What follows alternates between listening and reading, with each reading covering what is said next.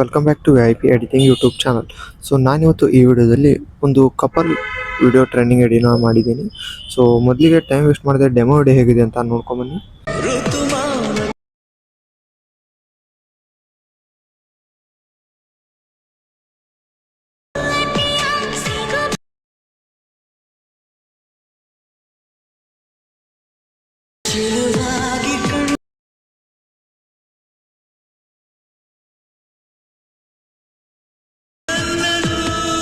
So demo video ನೋಡಿದ್ರಲ್ಲ, video ಚೆನ್ನಾಗಿದೆ ಅಂತ ಅನ್ಕೋತೀನಿ.